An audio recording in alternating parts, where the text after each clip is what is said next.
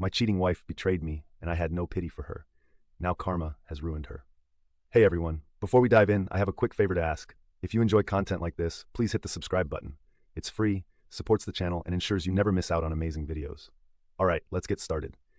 I have recently started to wonder if my wife might be cheating, but I'm not sure what to do from here. I have no concrete evidence, so I don't want to confront her or bring it up in case nothing is happening, or to avoid having her hide things better. It's just been small things and a gut feeling. About 4 months ago, she began working out more and became much more interested in her appearance. She is very attractive, but never really wore much makeup or styled her hair elaborately. She has also started being protective with her phone, which I know is a concerning sign. Normally, we freely use each other's phones, but now it never leaves her side, and if I ask to use it to take a picture, she tells me to use mine. She has also been staying late at work more often, and has taken a few more out-of-town business trips in the past 4 months. She hasn't initiated any intimacy and only gives me brief kisses. I tried to initiate a few times, and she either rejected me or was unresponsive during the act, which made me feel worse than an outright rejection. I brought up the lack of intimacy a while back, and she attributed it to exhaustion from being a mom, work, and working out. She promised to try to do better and kissed me that night, but nothing has changed. I've wondered if it might be some kind of midlife crisis. There's a guy at her work I suspect could be an issue. My wife used to talk about him a lot, but stopped mentioning him a few months ago, although I know they still work closely together. He is married with kids and has mentioned having marital problems. I met him briefly a few times, and he seemed to ignore me. He isn't as physically fit as me, but he dresses well, is outgoing, and likes to drink, which is something my wife occasionally wishes I would do. I graduated from high school, and he has a master's degree. He also earns significantly more than I do. I train fighters for a living, which I love, but it doesn't pay much. My wife believes I could earn more in a different field. She's not obsessed with money, but I understand her desire for financial security. Recently, my wife took a work trip to a tropical resort with just this colleague and the CEO. In my mind, I worry that she spent a lot of time with this colleague. I want to confirm my suspicions, but don't want to cause issues by accusing her without evidence. We've had a good overall marriage despite a few ups and downs. A friend suggested I start gathering evidence discreetly, but I'm uncomfortable invading her privacy. If she is cheating, I can't imagine staying with her. I'm deeply involved in my kids' lives, and the thought of seeing them only part-time is heartbreaking. Any advice on how to handle this situation would be appreciated. Update 1. I accessed our cell phone account and noticed many late-night texts to a specific number. I plan to find out who the number belongs to. After discovering this, I felt emotional and upset. Last night, I tried to initiate intimacy, but she declined, citing tiredness and a headache. We discussed our connection, and she promised to improve, as she did previously. This morning, she mentioned a potential girls' trip to Vegas with college friends I haven't met. I'm starting to see a pattern, but I'm still unsure. I finally did some snooping and looked at the detailed cell phone records online. I noticed that there were texts to one number made in the middle of the night, amounting to hundreds. I called the number from a payphone and it went to one of her coworkers, the one I suspected could be trouble. I managed to access her phone while she was in the shower and found that the text conversation with this number was the one thing deleted. Also, that guy's number was saved under a female's name in her phone. I am now very worried about the out-of-town trip she took where this guy was present. I had to leave the house to cool off. I managed to compose myself enough to come home, but I don't know what to do from here.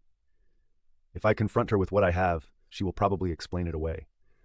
I'm uncertain whether I should try to gather more evidence quietly or confront her sooner. I am really, really angry. I am furious at her, but also feel a strong urge to confront the guy. It will take everything I have not to do that. I am worried that she might admit to inappropriate flirting, and I won't have enough evidence to get her to admit to everything. Any advice on when to confront her? I am planning to stay awake during the time she usually texts him, then interrupt her and ask if she is texting to see if she lies to me. Update 2. Last night, after everyone went to bed, I pretended to be asleep and waited to see if she would get out of bed to use her phone. Sure enough, a little after midnight, she got up and went into another room, closing the door behind her. I waited a few minutes, then quickly opened the door and walked in, saying I couldn't sleep and asking what she was doing. I caught her mid-text and stood over her too quickly for her to delete anything. I saw her slowly try to hide her phone. She said she couldn't sleep either and was texting a friend. I had a plan and immediately put it into action. I moved closer to her, started kissing her, and asked if she wanted to be intimate. As expected, she declined. So I began laughing and playfully tickling her, joking that she must be more interested in the friend she was texting than me. Then I playfully wrestled with her to get the phone. I could see the panic in her eyes. She tried to retrieve it, but I turned away, holding it out of reach, laughing and pretending to have fun. I told her I was going to call this friend and ask if she was interested in my wife. My wife exclaimed, "Please don't call her." I started walking away, pulled up the text messages, and saw one that read, "Can't wait to see you tomorrow." I pressed the call button, and after what seemed like an eternity, the guy answered. Unprepared for what to say, I just hung up. I then began reading the text aloud in front of my wife, asking her why she was sending these messages to a guy at night. She said she didn't know. I asked if she had anything to tell me. She remained silent. Then I told her that I had seen the cell phone records and knew everything about her late-night texts with this guy. She started crying and apologizing. I remained calm. I explained that the next few minutes were crucial, and that if she didn't tell me the complete truth, there would be severe repercussions. She admitted to flirting with her coworker who was having marital problems and said it escalated to flirting.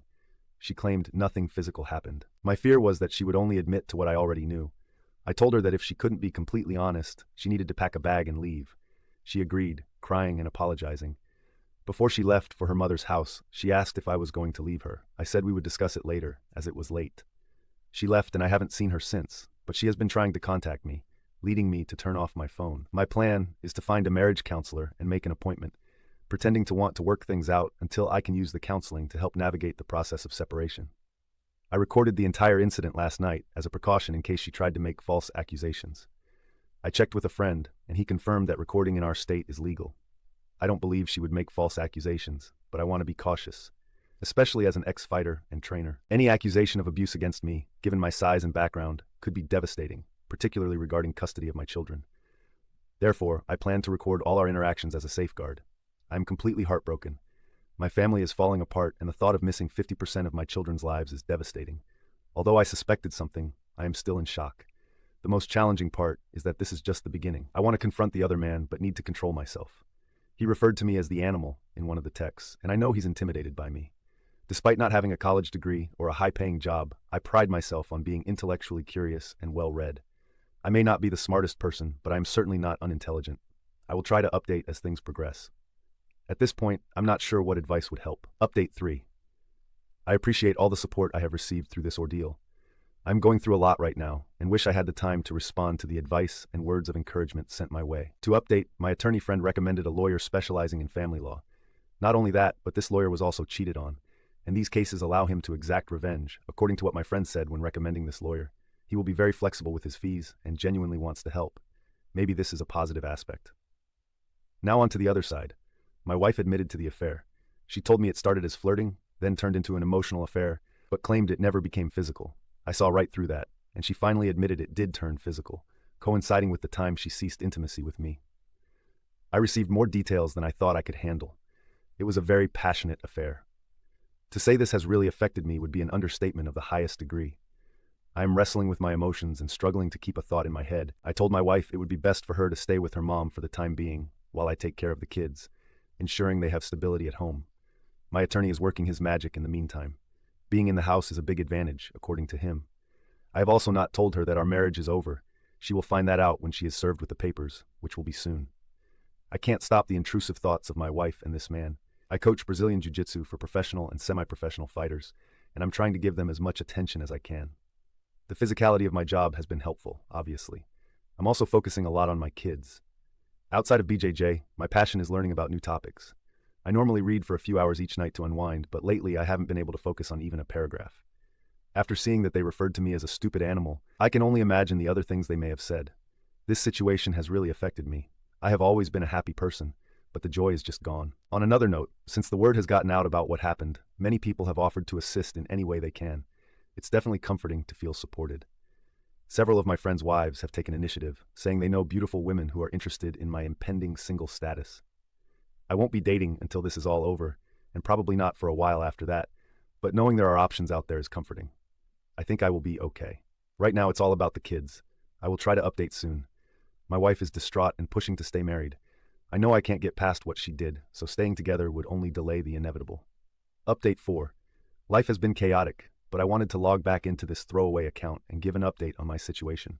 I had discovered my wife having an affair, and also found out that she thought I was stupid and a loser for not earning a high salary. I filed for divorce, and it should be wrapped up next month. We will have 50-50 custody, and she will be paying spousal support since she out-earns me by a large margin. That's the current legal situation. Now on to the other fallout. I am heartbroken, as are my kids. I never thought I would be a single dad, but here I am. My wife seems to be spiraling into some kind of depression.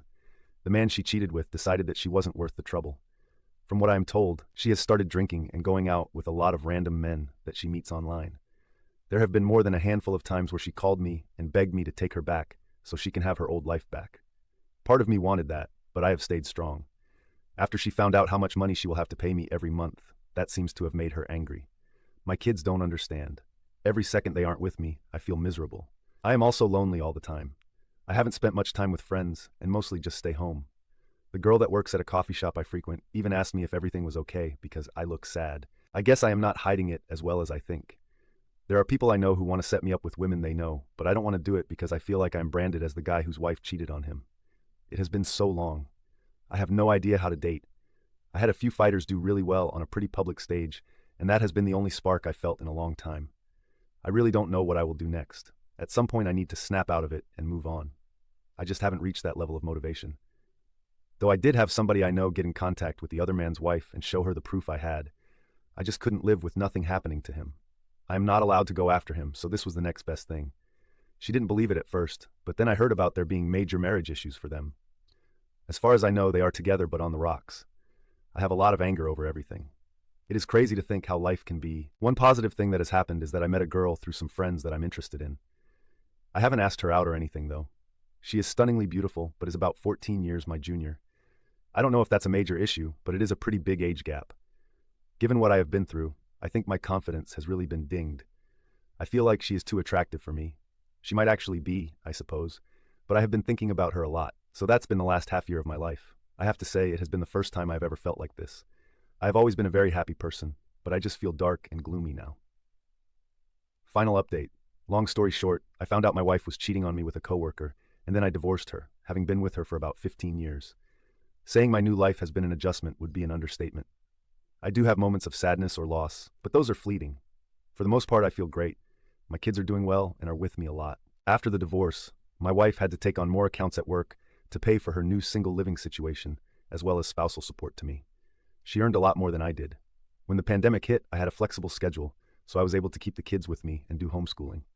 Since my job involves physical contact with others, the pandemic has slowed that down. There aren't many opportunities for my guys right now, so in a way, it's been like I'm a stay-at-home dad. I took some time to myself after the whole ordeal. The younger woman I was interested in took a long assignment with her company in Europe. We stayed in touch through technology. After her assignment ended, she came back, and we have been together ever since. She loves me and my kids. She is an extremely compassionate and considerate person. Before we were introduced, I was told that there was an amazing woman resembling Wonder Woman, and that she was the nicest person you could ever meet. I thought it was too good to be true, but she is absolutely the real deal. I think there will probably be some next steps in our relationship soon. Things for my ex have not really worked out. She started drinking and hooking up with random guys she met online. Having to take more accounts has also taken a toll on her. Just in the last few years, she looks like she has aged 15 years. She was always pretty, but the last time I saw her, she looked ragged, as if her life force was depleted. A weird thing to say, but that's what it looked like. Her best friend told me that she is miserable and hard to be around. I don't think I will ever understand how a person seemingly happy and in control of their life can spiral into such a dark place. My ex's friend also told me that she never thought I would leave her after the affair. I think she felt a sense of control over me because of her high income, so the affair had consequences that she didn't anticipate. I do hope she finds peace, for my kids' sake. Other than challenges due to the pandemic, things are great. For not inviting my siblings to my wedding, my sister 34F and her husband 36M just got married 3 months ago. I, 30F, was appointed MOH. I was so excited to help her plan her wedding, and I took on most of the work since I was unemployed at the time, and she's a doctor. I won't get into details, but take note, she didn't have a wedding planner. It was all me. The time leading up to the wedding, I was miserable because of how the bride treated me. I felt like her own personal slave that she felt she could kick around because she's the bride. Just because you're a bride doesn't mean you get a free pass to be a brat. Many times, I wanted to just step out of the wedding party, but I kept telling myself to just bite my tongue and keep the peace because she's probably just stressed. After doing so much for her, she refused to invite my fiancé, even if we've been together for 12 years. But invited my siblings' partners, who have been around for only 2 to 3 years. My sister and her guy dated for a year before they got engaged, so we don't really know him too well. She said she didn't want my fiancé around because people would be asking about my own wedding, since they've all been wanting us to get married for a while. I refused to do any more work for her wedding until she apologized to me and invited my fiancé, which she did not exactly sincerely, but whatever. I was hurt. She wasn't even grateful for anything that I had done for her in her dream wedding because it was expected of me to help. Cut to the day of the wedding, and everything was fine. The ceremony was beautiful, and the couple was happy. I was happy for my sister. By the time we got to the reception venue, I noticed that my fiancé and I were on a separate table from my family. They were at the VIP table, and I was cast aside to sit at the furthest table, right beside the kitchen. I figured there was a mistake, and I calmly asked the bride about it since she handled the seating plan. She looked me dead in the eye and said that there's no mistake. That's where we belong, at the kids' table and far away. We were seated with 7 to 14-year-olds. The groom overheard us and agreed with me, but kept quiet when my sister gave him this "don't you dare disagree with me" look. At the end of the night, the groom apologized to my parents for what happened to me and said he had no clue his bride did that, but he didn't say a word to me as his bride told him not to. Because of this, I decided to not make an issue and just try to enjoy the remainder of the night with my partner. But I wouldn't make an MOH speech. My parents noticed where I was and got upset at the situation as well. My siblings knew very well I wasn't at their table but didn't bother looking for me or wondering why I wasn't seated there. When they heard I wasn't making a speech, my 2 brothers walked to my table to tell me off, saying I had to understand my sister and the stress of being a bride. Be nice to her because it's her special day, and you're only a bride once. Yeah, right, I bet they'll divorce. That I'm a disgrace and a disgusting disappointment for not doing a speech for my sister. That I would make my sister sad and I was being selfish, making the night about me, when I was literally quiet in our corner. Needless to say, I wasn't having the best time, so we got up and left. We ended up in McDonald's for dinner, and I posted a story of us getting burgers saying, "post-wedding meal." I made sure I posted it after the reception ended, to not make it look like I ditched. But my siblings saw this as an attack to my sister somehow. Up to this day, the bride says she did nothing wrong, and her reasoning for putting me there was, 1. I didn't plan her wedding exactly like she envisioned during the process, so I deserved to sit there when I was doing everything she told me she wanted. 2. She didn't like that I looked pretty in my gown. And 3. I needed to be punished for insisting on bringing my fiancé. I didn't plan for my own wedding yet, as I wanted to be 100% focused on hers. Plus, she banned me from getting married before her since she's older. Again, because I didn't want the drama, I agreed. But now I just don't want anyone there except my parents and a few close friends. My parents agree with me, but my siblings are upset, calling me childish. But to be completely honest, I just don't feel like paying for people. Mine is a destination wedding, and my fiancé and I are paying for everything. These are our savings, and I don't feel like splurging on these people. They, along with my grandparents and cousins, are all saying I'm wrong. But hey, if I was excluded from being a sibling at my sister's wedding and no one cared, then why would you be upset if I excluded you in return? Relevant comments echo. OP wedding planning issues aside, one possible explanation for all this is that your sister really dislikes your fiancé. OP in regards to my fiancé, there's nothing he did to her to warrant being treated so rudely. We started dating when we were quite young, and I, as well as my parents, love him very much. He was my best friend for a long time and still is my favorite person to this day. My sister always hated that I had a boyfriend before she did because she believed I would never get married because of my disability. I'm epileptic. Her husband was her first boyfriend, and she married him right away because she wants baby ASAP, since she's already 34, and her goal was to be married before 30, to the point that she started planning and booking vendors even before he actually proposed to her.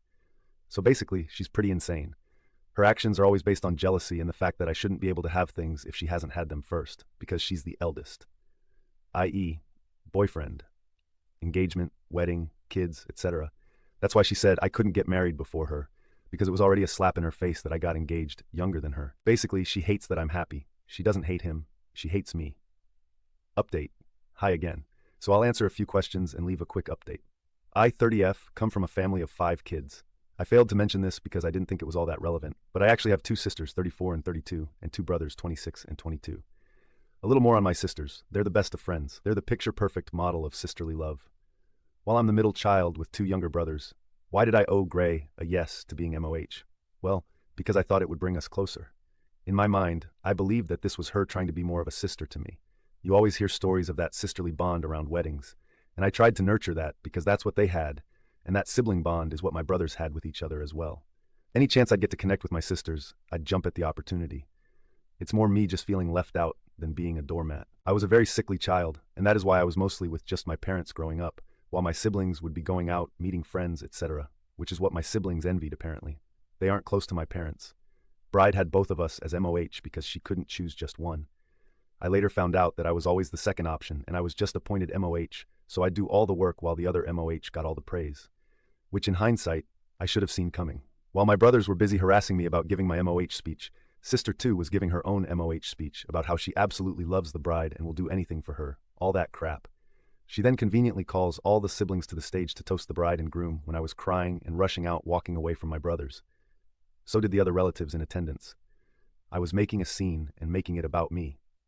No, it's not the first time she hurt me. Fat shamed me as a child, calling me a potato, saying things like I was a burden to the family because of my epilepsy, throwing all my makeup in the sink and wetting it because I moved her bath towel in the bathroom, calling me the stupid low IQ sister, even if I'm a licensed architect with a master's degree. When her guy friends wanted to ask for my number, taking my dream church from me, which is why fiancé said we could do a destination wedding at my dream country instead. It's just the worst she's done, to spite me in front of my entire family. And no, we still haven't spoken since then. And she still maintains that I was the one who ruined everything by getting upset about the seating. Now for the update. We will elope, just us two and a handful of close friends that were there for us since the beginning of our relationship. We'll have a small church wedding and a little celebration on the beach with the people we love, our chosen family, followed by island hopping with our entire party around the Philippines. All paid by us because I will spend on memories and experiences for people that love and appreciate us. The budget we set aside for a wedding in Italy will be put to an intimate 5-day wedding celebration on an island in the Philippines. 2. We will have our reception with the family when we get back home. The plan is to invite both our big families to a lunch the weekend after. Collectively, this would mean about 80 guests max. Both our parents wanted to help pay for the engagement party and rehearsal dinner. They agreed to pay for this lunch and/or reception instead, meaning they could invite whomever they please. They handle the guest list, so if my siblings are invited, I couldn't care less, because I'll be too busy with my husband of 1 to 2 weeks by then. Here, we can still have the father-daughter dance and a few other things like cake slicing, etc. We'll have piñatas, a brick oven pizza cart, coffee and pretzels, and an amazing Italian buffet with a pasta bar, lots of fresh fruit and cheese, because who doesn't like cheese? As for the seating plan, ever watched Mamma Mia? 1? Yep, think that. A long, winding table where my siblings can be as far away from me as possible and as close to the service area as possible without it being obvious, because they'll all be together at their own siblings' table. We'll be in the center with my fiancé, his 2 brothers, and our parents will be next to us, while my wonderful sibs are by the end of the table, by the restrooms, where they belong. I don't care at all if they're invited to this lunch because I really have nothing left for them. Not even anger. I'm just so done with them that I'd feel more for a stranger on the street than I would for these people. It's indifference. They've hurt me so many times that I'm numb to their existence. 3. No bridezilla allowed. My sister expects to be my MOH in return. Definitely not going to happen. Since my siblings won't be present in the ceremony, I do not need her around. I do not want her around. Yes, she will be invited out of courtesy to the reception most likely, but I will make sure she's set aside like I was. How? So we recently found out she's pregnant, so I'm planning my wedding around her due date. Oh well. Luckily she's due around June, which really was the month we wanted. So if she does decide to attend with a newborn in her huss, well then she's going to be at the kiddie table and told to step out when baby starts to cry. In the end, our wedding day is for us, and eloping is the only way I feel like we could just sit and enjoy our special day together, away from all my siblings and family issues. Then we get back, have a get-together lunch with good food and good fun, which is really all it is to me, a lunch. Luckily, fiancé's fam isn't as insane as mine is. So there you have it. Thank you all for your messages and comments and insights. I really was going a bit loco back then, thinking I was overreacting, but thank you so much for the clarity. Cheers to the end of this emotionally draining year. 20 outrageous Encore Smile 996. But you will invite them to the party. It's like saying, no matter what happened, come to my wedding. Sorry, but I think there is no way to avoid drama with these siblings. OP, thank you for the concern, but they aren't coming to the wedding. Just a lunch after the fact, as in minimum 2 weeks after my wedding. They can do whatever drama they want during lunch because they'll be the ones who look bad, and I'll just laugh. I would have been married by then and done celebrating with my closest friends weeks prior. So by then, I'd just be enjoying some pizza and wine with a huzz, victory hand angry. OP said they're jealous of the attention OP got for being sickly when she was a kid. Sometimes parents can become so preoccupied with a sick child that they wind up neglecting the other kids. If that's the case here, then the sibs would have good reason to be angry, but they're mad at the wrong person. OP didn't ask for any of this. Anyway, these people are adults and they need to get their act together. They're old enough to realize none of this is OP's fault. My parents were actually very supportive and did all they could to be as fair to all of us. So I really can't put fault on them. They're really amazing parents. I wasn't treated any different. I just didn't have many friends, being absent from school constantly, so I'd hang with my mom. She's honestly my best friend. It was okay growing up, but the jealousy really was evident when we were in our 20s for whatever reason. Parents are allowed to be closer to one child if the others treat them like trash.